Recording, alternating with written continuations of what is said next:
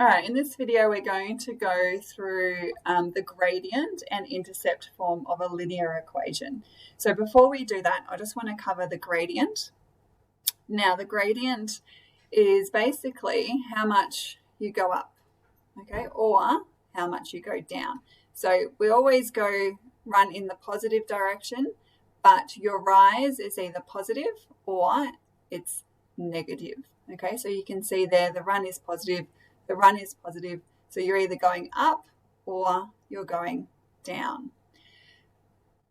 When we work from left to right, the run is always positive, as I just said. The gradient can be positive, negative, zero, or undefined. So in these two examples here, we've got a positive and a negative gradient, but zero or undefined, I can show you on this graph. So a vertical line has an undefined gradient. So you can see here, the vertical line is purple.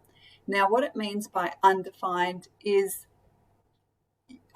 it can't work. So basically, when you think of the rise over run, this has no run. The run is zero, and we can't divide something by zero. It's undefined. So that's why the purple vertical line there is undefined.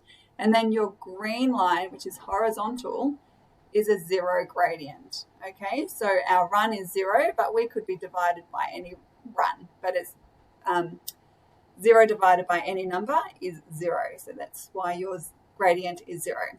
Now there is a formula to work out the gradient. The gradient is also known as the slope. And in a linear equation, we usually use the letter m to represent the gradient. Don't ask me why the letter m, but you'll become familiar with it being m. Okay, so it's rise over run. Now to work out your rise, it's just the difference in your y values. Okay, and then your run is just the difference in your x values. So that's basically the gradient. So in your textbook, that is 4D. In the next video, we're going to look at the gradient intercept method. Okay, so we're going a little bit further than this to look at, okay, so you've got an equation of a line. How does the gradient fit into that equation? And how does your y-intercept fit into that equation?